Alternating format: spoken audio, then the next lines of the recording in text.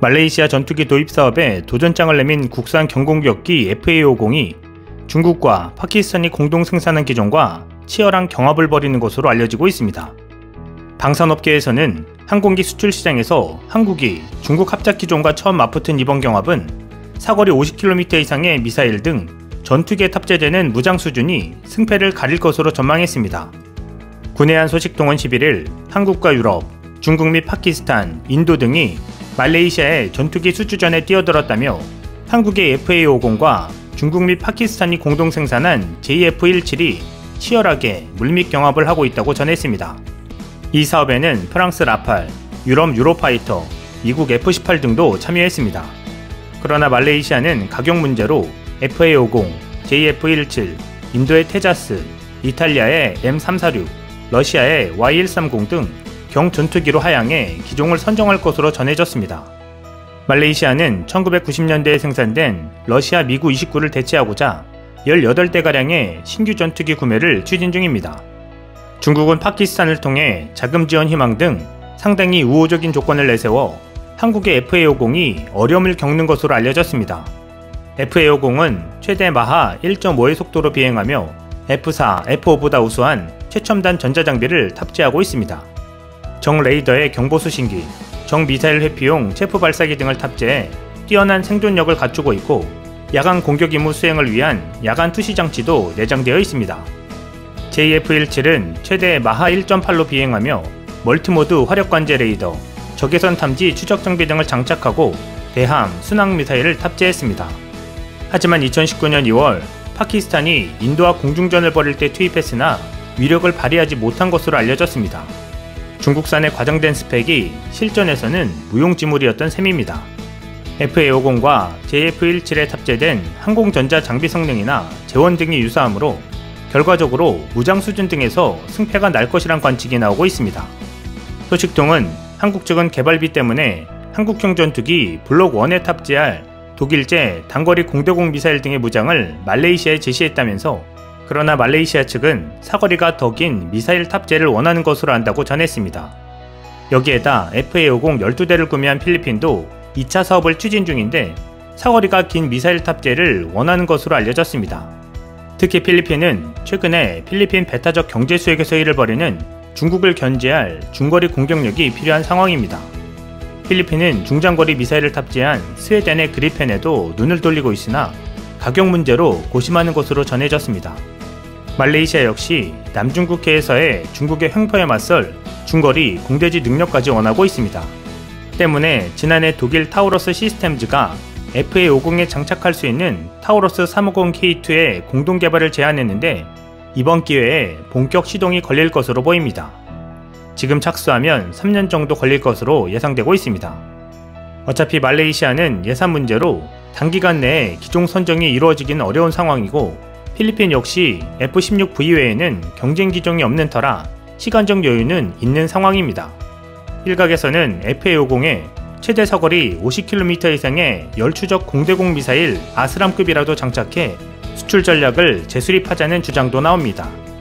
아스람은 자동 적외선 탐색 및 추적 시스템이 있고 조종사 헬멧 장착 조준기 등을 통해 목표물의 정보를 받습니다. 정부 소식통은 카이 측에서 FA-50의 무장 수준 개선 방안을 검토하고 있다며 기체 연료통을 키워 항속거리를 늘리면서 사거리 300km급의 중거리 미사일도 탑재하는 방안을 연구하는 것으로 안다고 전했습니다. 따라서 아스람을 우선 FA-50에 체계 통합하고 타우러스 350K2를 서둘러 개발해 공대공, 공대지 능력 강화를 서둘러야 한다는 지적이 나오고 있습니다. 필리핀은 물론이고 말레이시아도 남중국해에서 중국과 분쟁 소지가 있는 만큼 중국산 JF-17을 선택하지 않을 것으로 보입니다. 한국이 무장 능력을 강화해 이들 국가의 희망이 될 수 있을지 귀추가 주목되는 상황입니다. 한편 KF-21 보라매의 시제기 출고식 이후 호평이 쏟아지고 있습니다. CNN은 9일 한국이 자체 개발한 초음속 전투기를 출시했다며 한국이 글로벌 초음속 전투기 개발 제조를 할 수 있는 엘리트 그룹에 합류했다고 밝혔습니다. 특히 CNN은 KF-21의 가격 경쟁력이 미국의 해외 판매 주력 기종인 F-35 전투기보다 좋을 것으로 예상하면서 상당한 수출 잠재력이 있다는 평가도 곁들였습니다. CNN은 KF-21에 공대공 및 공대지 미사일, 심지어 공중발사 순항 미사일까지 장착될 것으로 예상된다면서 KF-21의 65%만이 한국산이지만 항공기 생산에 오랜 역사를 갖고 있지 않은 한국엔 중요한 성과라고 평가했습니다. 또 KF-21이 미국산 3세대 전투기 F-4, F-5를 대체할 것이라며 생산량이 늘어나면 한국의 4세대 전투기 F-16과 F-15K를 대체할 수 있다고 밀리터리와치 매거진 편집장인 에이브리엠 에이트가 작년에 외교 전문지 디플로맷에 기고한 글도 소개했습니다. 이어 CNN은 KF-21은 미국이 외국에 판매하는 F-35보다 가격이 훨씬 낮을 것으로 예상되기에 상당한 수출 잠재력을 가지고 있다고 전했습니다. 에이트 편집장은 작년 기고에서 태국과 필리핀, 이라크가 한국에서 KF-21로 대체될 것과 같은 종류의 전투기를 운영하고 있다면서 이들 국가가 주 고객이 될 수 있다고 밝혔습니다. 이들 국가는 한국이 독자 개발한 FA-50 경공격기 수입국이기도 합니다. CNN은 한국이 KF-21 수출 마케팅에 성공한다면 그런 추세는 지속할 것이라고 전망했습니다. 지금까지 초음속 전투기를 자체 개발한 국가는 미국, 러시아, 중국, 일본, 프랑스, 스웨덴과 영국, 독일, 이탈리아, 스페인의 유럽 컨소시엄 뿐입니다. 북대서양 조약기구 연합공군센터에 따르면 이들 국가 중 미국과 중국만이 자국산 5세대 전투기를 배치한 상태입니다. 특히 전투기의 눈이라 할 수 있는 A사 레이더 개발은 중국과 일본의 항공 전문가들 뿐만 아니라 현지 네티즌들도 놀란 국산 레이더로 유명세를 떨치기도 했습니다. 스톡홀름 국제평화연구소 통계에 따르면 2016년부터 작년까지 한국의 무기 수출은 직전 5년보다 210% 증가해 세계시장 점유율은 2.7%에 달하는 상황입니다. 한편 KF-21 출고식 이후 하루 이틀 지난 사이 중국과 일본 네티즌들의 반응도 뜨겁습니다. 중국 네티즌들은 외관을 보면 상당히 효과적이며 한국의 기술력과 산업력은 여전히 매우 강하다. 한국차가 좋아서 전투기는 인류, 엔진, 사격 통제, 레이더, 무기 및 탄약 모두 미국과 똑같아. 그만큼 미국 무기가 실제로 한국 것이다. 이 전투기 외국 시장에서 경쟁력 괜찮다. 지금은 폄하론이고 곧 위협론입니다. 비록 별로지만 영국보단 강한 듯, 일본보다 실속 있네, 뭐든 걸그룹 느낌으로 만드네 등의 반응이 있었습니다.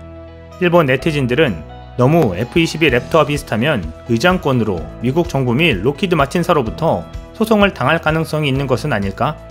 대동아 전쟁에서 맹활약한 제로전을 만드는 기술은 일본이 가지고 있었죠. 그 제작 기술은 전부 봉인된 것입니다. 일본 항공기 업계는 크게 뒤처져 있을 것이라 예상합니다.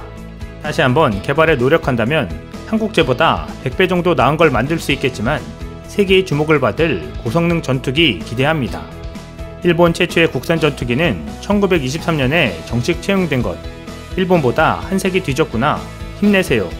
자국에서 만드는 것은 좋지만 물론 그 전투기는 100% 국산인 거죠. 0.01%의 일본 요소가 포함되어 있지 않나요? 만약 그렇다면 노제 편을 계속 호소하는 시민단체에서 불평받아요 라는 댓글이 있었습니다. 그들의 다양한 반응에 어찌됐건 이제 세계 방산 시장에서도 한국은 명실상부 엘리트 선진국 대열에 합류한 모습입니다. 이상 최윤TV였습니다.